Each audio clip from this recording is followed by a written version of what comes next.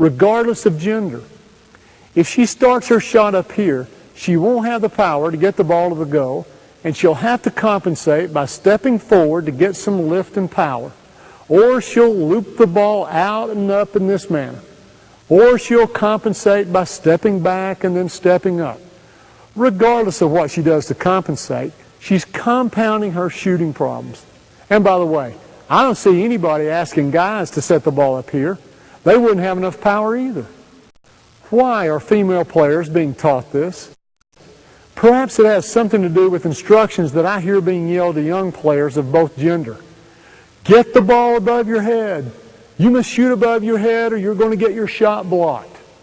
First of all, everyone releases the ball above their head. It's impossible to shoot without the ball leaving your hands above your head.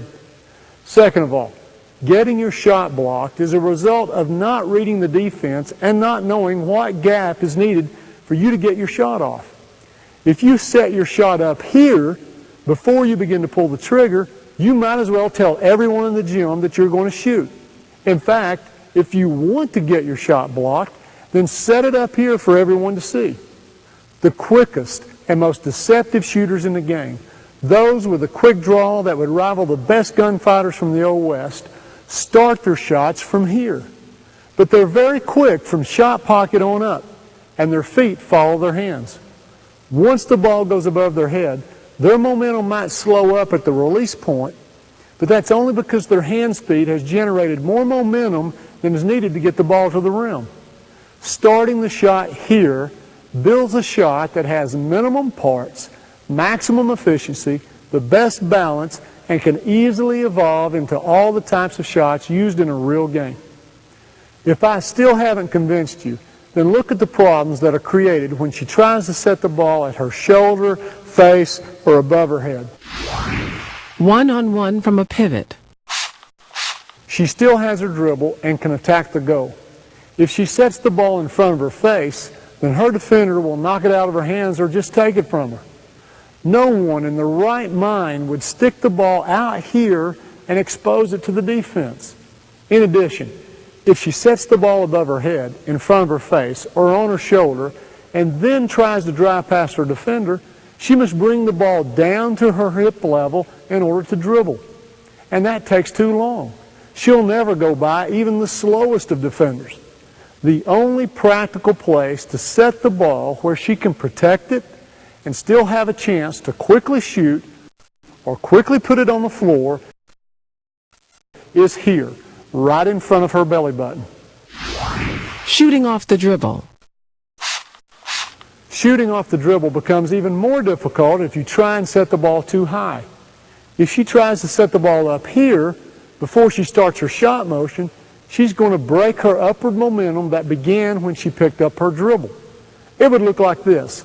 Stop, pick up the dribble, set the ball up here, now coil again and start the shot motion. There are too many pieces for the shot to be efficient.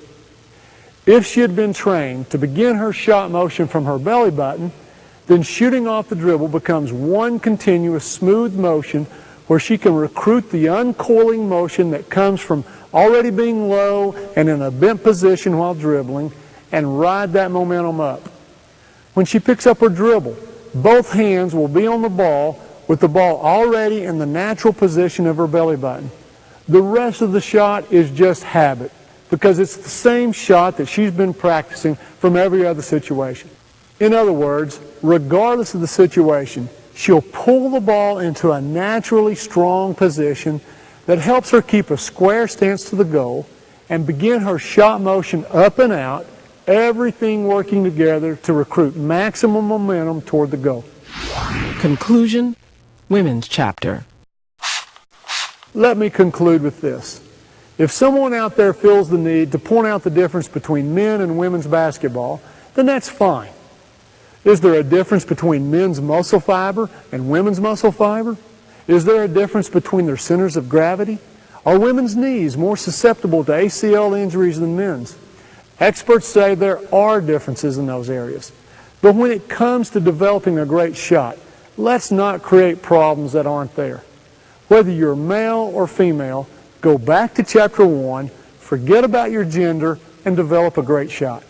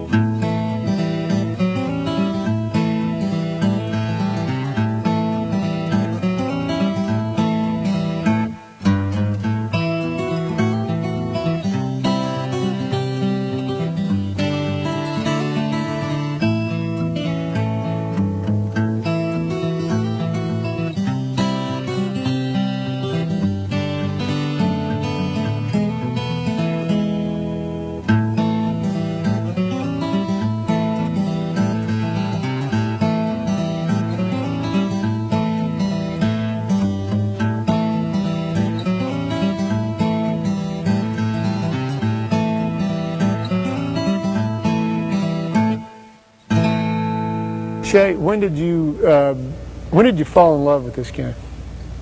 So basically I fell in love with the game probably 7th or 8th grade when I just started getting good at it, started liking the feeling of carrying a team and hitting the big shots and taking the big shots and all that goes with basketball.